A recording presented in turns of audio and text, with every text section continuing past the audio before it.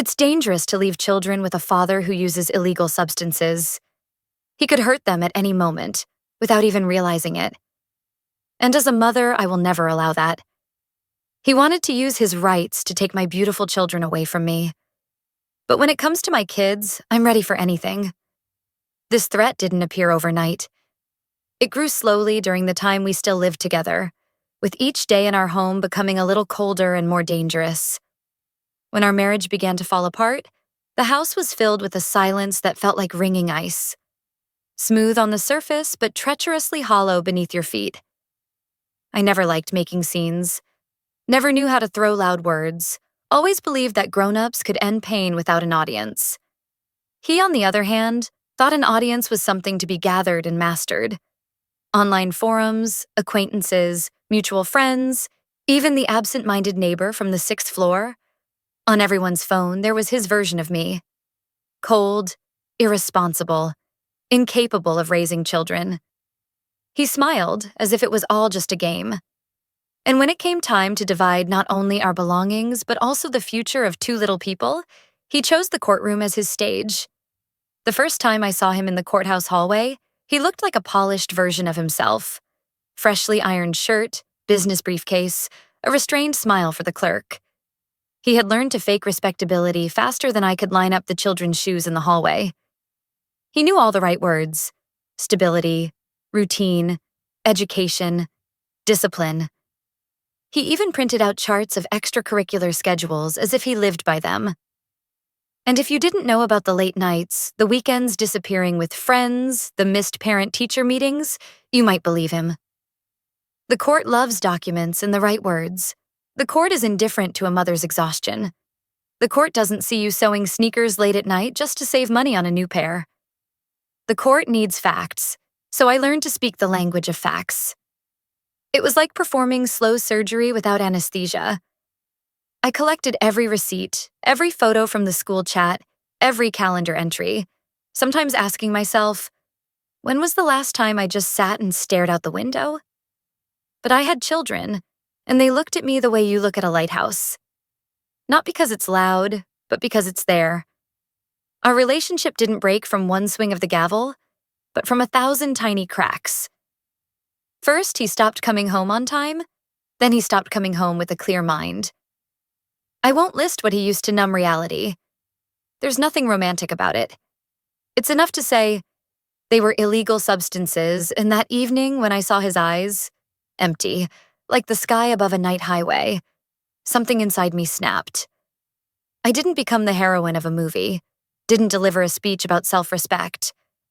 I simply closed the door to the children's room and, for the first time in a long time, realized that fear smells like dust and laundry detergent. I stayed silent for far too long. Out of habit. Out of shame. Out of the feeling that if I called things by their real names, they would become tangible and start living in our kitchen like a third adult. But one day, he snapped at our son over a spilled glass of juice. It wasn't a fight. It wasn't a bruise. It was a shadow that flickered across my child's face. I saw my boy flinch for just a second, as if from a sudden flash of light. And that's when I began to gather what I would later call the case for the future. First, a journal.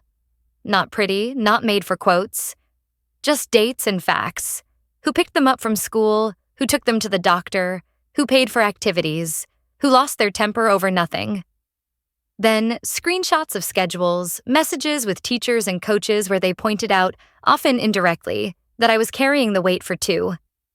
I didn't ask them to take my side. I just answered on time and showed up when needed. Next, medical records, dentist, pediatrician, a psychologist for my older son, who began to stutter during the storm periods. I was afraid to admit the stutter, as if I had caused it with my own anxiety. But the psychologist calmly explained that children need predictability, not perfect parents. I kept every report and recommendation just in case. The hardest thing to understand was that the truth loves silence and hard work. Truth doesn't win with tantrums and doesn't thrive on loud social media posts. I sealed my lips against the urge to spill everything online. I didn't write confessions in stories. I wrote cold, precise emails to my lawyer, marked on a map the times he had promised to pick up the kids and never showed, noted what time he brought them back, and how they smelled. Of exhaustion, unnecessary candy, and late nights not meant for their age. When he filed the first motion to change custody, I felt a physical cold in my knees. The man who once held my exhaustion in his hands had turned into a scriptwriter, casting me in the role of unstable. He claimed I was inconsistent, that I disrupted routines, that I pressured the children. He even laughed, saying, "The court doesn't like tears." I understood that he was building a maze with me meant to play the mouse. But I wasn't a mouse. I was a mother, and I had a plan and a notebook. I installed a video doorbell with recording. Not for spying, for record keeping. Several times he arrived for the kids outside the agreed time or didn't come at all, later claiming, "I was standing at the door and you didn't answer." The video preserved our reality without commentary. I created a separate email account for everything related to the children and the court, so I wouldn't drown in chaos. I scanned every schedule and doctor's order. I even took an old shoebox from my mom and filled it with flash drives, receipts, and printouts. My box of silence. But behind those files were not just dates and numbers, they were our evenings. Building a toy railway down the hallway with my younger one, listening to my older one read out funny facts from his encyclopedia. Those moments were the real work of my life, the reason I kept every scrap of paper. And yes, I touched on the subject I had been afraid to name: illegal substances. He wasn't a monster. He was a man who chose easy darkness over difficult light. Some periods he held himself together. Some he fell apart again. And my job was not to seek revenge, but to understand where his freedom ended and my children's safety began. I remembered how my older son was afraid of the dark and asked me to leave the hallway door slightly open, and how my younger one couldn't fall asleep without his little green toy car. In those moments, I knew my job was to protect these simple childhood habits, not let them learn how to live in fear. My lawyer explained that the court doesn't care about emotions. It cares about evidence. I didn't dig for dirt.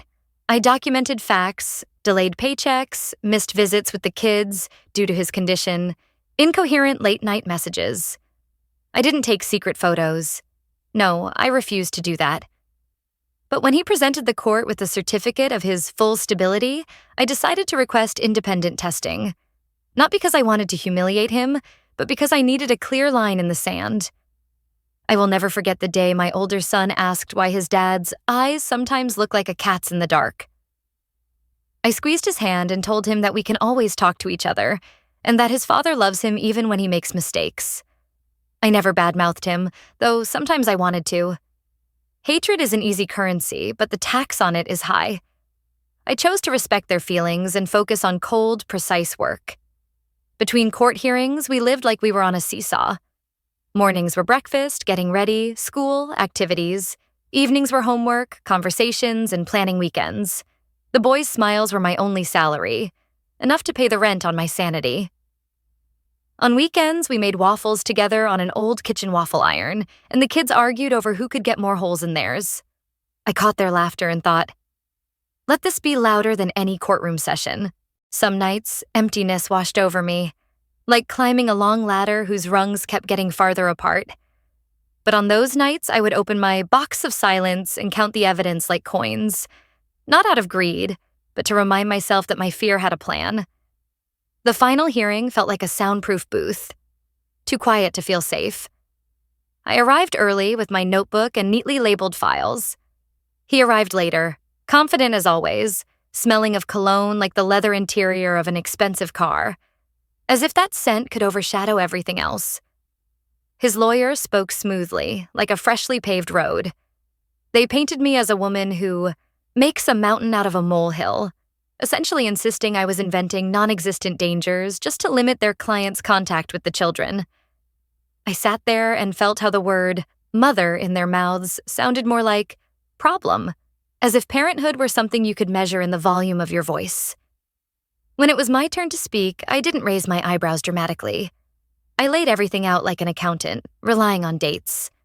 First, the repeated failures to follow the pickup schedule, proven by doorbell footage and message screenshots where he rescheduled at the last minute, or forgot to inform me at all.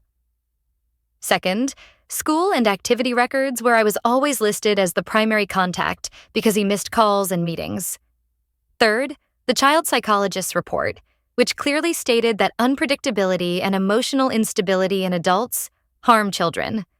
And finally, the hardest part, the results of independent testing, ordered by the court at my request, showing positive findings for illegal substances in the recent past. It felt as if the papers in my hands had suddenly become heavier. I wasn't gloating. Inside, something deeply human still stirred. I had once loved this man, laughed with him, dreamed with him. But between our history and the safety of my children, I chose the latter. And I said it plainly without embellishment. My goal was not to take their father away from them, but to give them a man they could feel safe with. For the first time, he looked unsettled.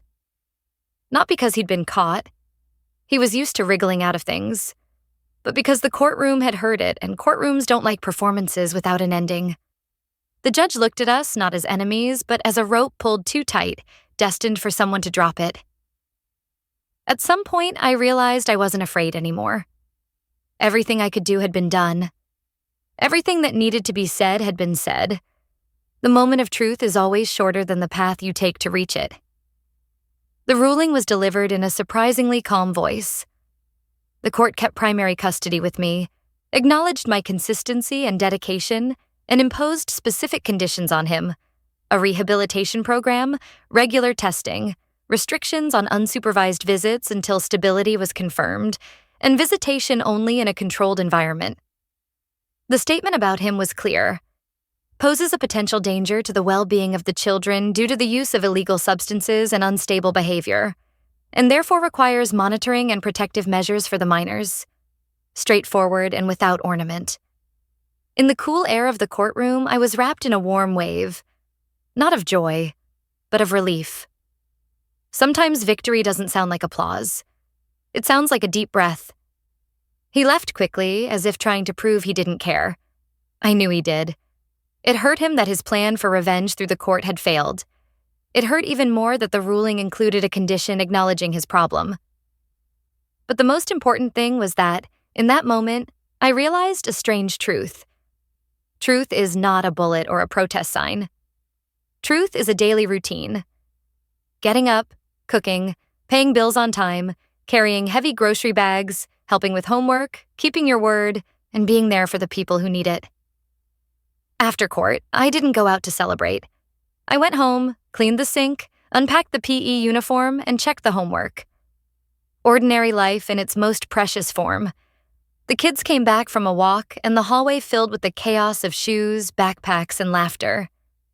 I felt something frozen inside me slowly thaw. I hadn't beaten him. I'd beaten my own numbness.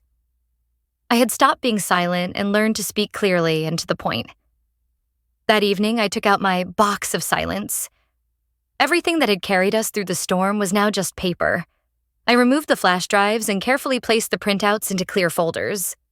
I threw the empty envelopes and old receipts into the trash while the kids played store in the living room, selling each other toys for plastic coins.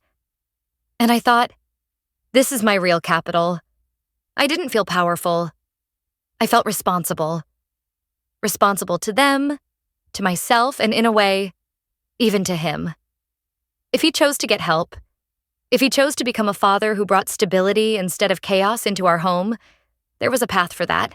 But that path didn't run through parking lot shouting matches or lies on paper.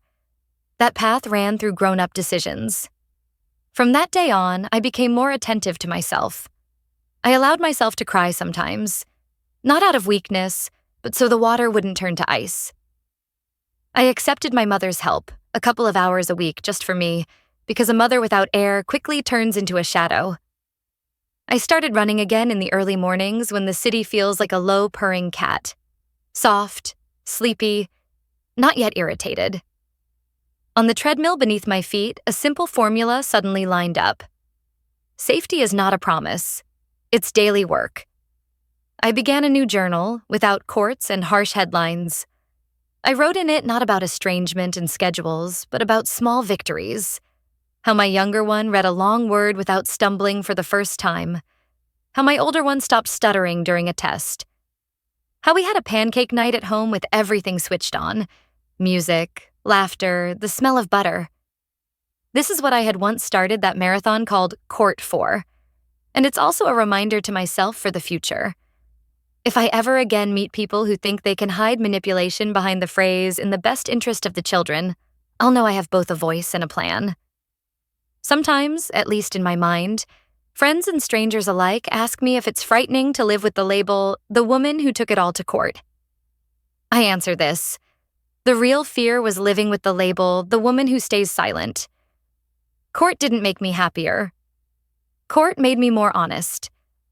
I didn't become stronger in the sense of louder. I became steadier. And steadiness is a quiet sound, like a heartbeat at night, heard only by those who are truly here for the long run. And yes, I remember him. Not as an enemy, but as a man lost in a dark hallway who decided his freedom was flipping other people's light switches. The court turned on the overhead light. It blinds, it's honest, it doesn't ask for permission. That light said, "As long as you pose a danger, the children will be protected." And that's not a life sentence. It's a chance to start over if you want it. Since then, I haven't written loud posts. But if I had to leave one sentence on the internet for exactly one woman as tired as I once was, it would be this: you don't have to scream to be heard. Sometimes it's enough to quietly collect the truth, and one day it will speak for itself. And if I needed one more line, for a clickbait title, for a video, for those who love strong headlines, it would be this: he tried to take the children through court. The court declared him dangerous. Dry, simple, precise. Just as it should be when it's about the most important thing. I'm not a hero, not a role model, not a flag. I'm just a mom with 2 pairs of eyes at home and a third pair, my own. I no longer live on someone else's swings, synchronizing my life with his arguments. I live on my own steady road, where sometimes there's a pothole, sometimes a puddle, sometimes sunshine. And every morning, the same promise to myself: if it gets cold again, I have blankets, neatly organized folders of facts, my children's voices, and my own voice. That's enough to keep going. And the last thing I'll leave here is a period instead of an exclamation mark. I didn't celebrate his defeat. I celebrated our safety. They're different celebrations. The first fades quickly. The second lives on in every morning. Mom, where's my backpack? In every clean notebook and in every peaceful night's sleep. The court declared him dangerous. And I declared myself brave enough to never be silent again.